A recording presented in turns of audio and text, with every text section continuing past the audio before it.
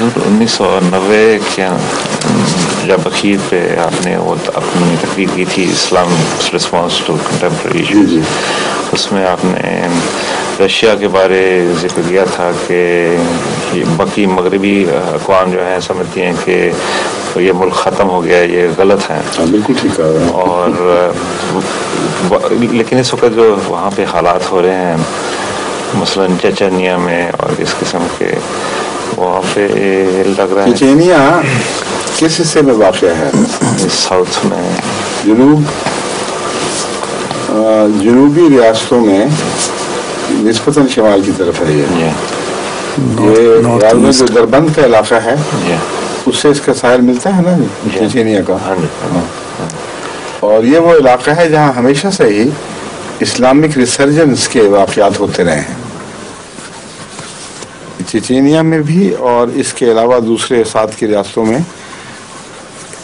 زار کے زمانے میں بھی صوفی تحریکیں چلتی رہی ہیں، اور ان صوفی تحریکوں نے بار بار زار کے خلاف بغاوت کی ہے. بس ان کی قوم کی سرشت میں داخل ہے کہ یورپین تسلط کو قبول نہیں کرتے اور بار بار ان سے کسی نہ کسی نام پر لڑتے رہے ہیں. تو وہی مزاج ابھی تک قائم ہے. اب اس کو زبردستی دبانے کی جو کوشش کی جا رہی ہے، اس سے رشیا کے لیے اور خطرات پیدا ہوں گے، کیونکہ جہاں جہاں بھی اپنے ہم قوم ہونے کے لحاظ سے ان سے دلچسپی ہوگی، اور ہم قوم سے مراد صرف اسلامی نہیں بلکہ غیر روسی، یورپین روس اور دوسرا روس، ان کے درمیان ایک لکیر زیادہ گہری کھینچ دی جائے گی اور آپس میں ہمدردیاں اٹھیں گی. اور پھر خواہ اسلام کے نام پر تحریکیں ہوں یا روس سے باہر کی قومی تحریکیں چلیں، اس کے خطرے بڑھ رہے ہیں. اس لیے میں نے اس میں اس طرح کھول کر ضرور بیان کیا تھا، میرے سامنے نہیں تھے واقعات، لیکن اب ٹھیک کہہ رہے ہیں کہ میں نے وارننگ ان کو دی تھی کہ روس کو پٹا ہوا برا نہ سمجھو، اس میں بڑی جان ہے، اس کئی مسائل اس کے ساتھ وابستہ ہیں، اس کے ساتھ احتیاط کا سلوک کرو ورنہ کوئی نقصان پہنچے گا. وہ اس کتاب میں انہوں نے بڑی محنت کی تھی.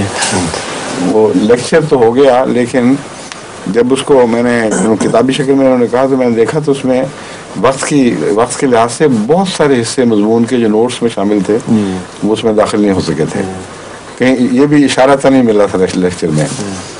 انہوں نے اپنا وقت دیا، بہت قربانی کی، اور جب مجھے وقت ملتا تھا یہ آ جاتے تھے اور میں ان کو ڈکٹیٹ کراتا تھا، پھر یہ لکھتے تھے، پھر ہم اس کو پڑھ کے دوبارہ دیکھتے تھے، پھر یہ مشورہ دیتے تھے کہ یہ مضمون ابھی شاید کچھ اور محتاج ہے کھولنے کا، یا پہلے آپ بیان کر چکے تھے تو دوبارہ اب کر رہے ہیں.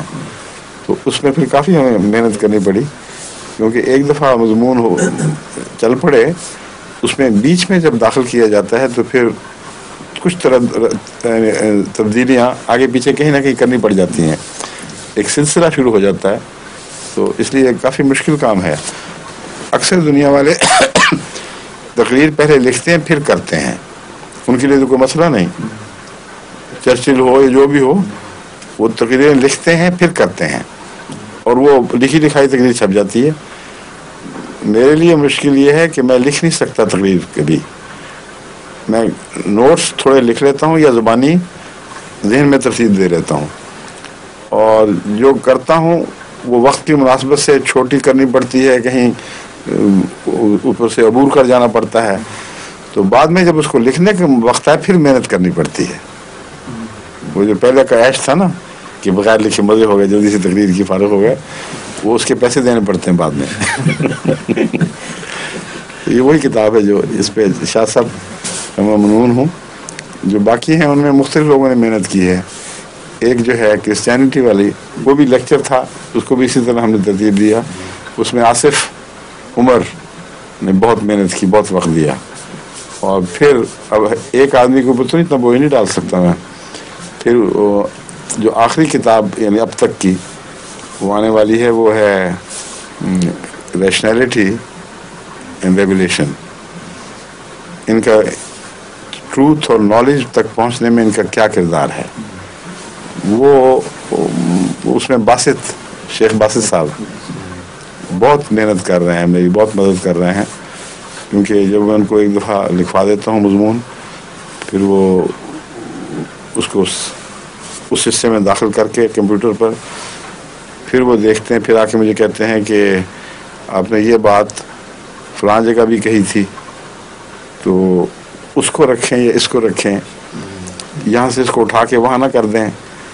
तो फिर हम एक दफ़ा वो तब्दीली कर दें तो फिर बाकी मजमून का तसलसल टूट जाता है, फिर उसमें करनी पड़ती है। और मगर जो चैप्टर नया लिखवाया जाए वो निस्बतन आसान है। उसमें मसलन ज़ोरोस्ट्रियनिज़्म पे जो चैप्टर है, और भी बहुत से छोटे छोटे चैप्टर दाखिल हुए हैं, वो बिल्कुल नए लिखवाए हैं, उनमें हमें मेहनत नहीं करनी पड़ी। लेकिन जो पहले लिखवाए हुए थे उनमें कुछ तब्दीलियाँ, कुछ ज़ायद करने से काफ़ी मेहनत पड़ जाती। अब आखिरी एक नया बाब है, उसका इजाफा किया है। उसमें नया लिखवाने के बावजूद तब्दीली की ज़रूरत इसलिए पड़ी है कि वो बाब दरअसल बहुत लंबे वक्फों के बाद लिखवाया गया। आज 15 मिनट मिले, मैंने कहा वासित आ जाओ मिल के काम करते हैं, लिखवा दिया। और उसके बाद 1 महीने के बाद वक्त मिला, यानी करीबन 1 साल पे फैला हुआ है, या कम से कम 8-10 महीने। तो फिर लिखवाया। अब ये मुझे याद नहीं था पूरी तरह कि ये बात मैं वहाँ क्या कह चुका हूँ और कौन सी दाखिल ज़हनी तरतीब के मुताबिक बगैर नोट्स के ये लिखवाया गया था। तो जब वो मुकम्मल हुआ तो बासित साहब लेके आए अपना कंप्यूटर कि देखें जी ये बातें हैं, इनमें फ़लाँ जगह आपने ये बात यूँ लिखवाई थी, वो मुझे ज़्यादा अच्छी लग रही है, यहाँ वही बात बयान की हुई है, तकरार तो बहाल नहीं होनी चाहिए, तो अब उसको उठाएं तो यहाँ रखें, तो क्या ख्याल है। मैंने कहा चलो कर दो इस तरह। वो उन्होंने उठाई तो वो जो जगह खाली हुई उसका जोड़ नहीं मिलता था। फिर वो जोड़ मिलाने की कोशिश की तो पता लगा कि यहाँ अब कुछ फ़र्क आ गया है साइज़ में। तो बड़ा मुश्किल काम है। असल तो यह है कि वक्त पूरा हो, एक इंसान सुबह से शाम तक बैठे तो एक किताब जो है वो अगर ज़हन में मज़मून हाजिर हो चंद दिन में लिखी जा सकती है। लेकिन अगर वक्फन और थोड़ा थोड़ा वक्त मिले फिर बड़ा मुश्किल काम है। बहरहाल दुआ करें अल्लाह करे। अब मेरा ख्याल है तकमील के आखिरी मराहिल पे है वो, यानी मेरी तरफ से तो अब उनको इजाज़त मिल गई है कि इसको अब चढ़ा दें कंप्यूटर पर और तब्दीली की ज़रूरत नहीं है। और मगर ये जो मेरा तो इतनी मेहनत नहीं, मैं तो आराम से बैठ के दिखा देता। बासित बेचारे को तो लॉन्ग हैंड में लिखना पड़ता था, शॉर्ट हैंड नहीं आता। लेकिन उनकी लॉन्ग हैंड की प्रैक्टिस बड़ी अच्छी है उनकी। बाद में हैरान हो जाता था, काफ़ी तेज़ बोलने लग जाता था, वो लिखते जाते थे। कहीं कहीं रोकना पड़ता उनको, बस अब काफ़ी हो गई थोड़ा सा वापस चलें।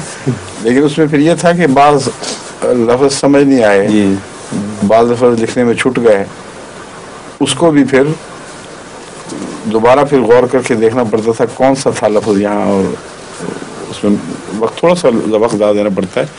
ये असल मेहनत तो लिखने वाले की है।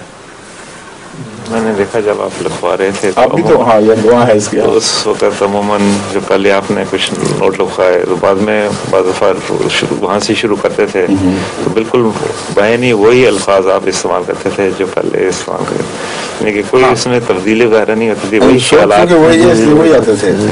मगर उसी मजमून को बयान करते हुए बाज़ दफ़ा दूसरी मिसालें मैंने दे दी, वहाँ जाके मुश्किल पड़ी है।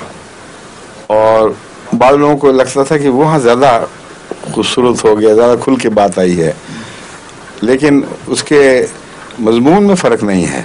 वो आप ठीक कह रहे हैं।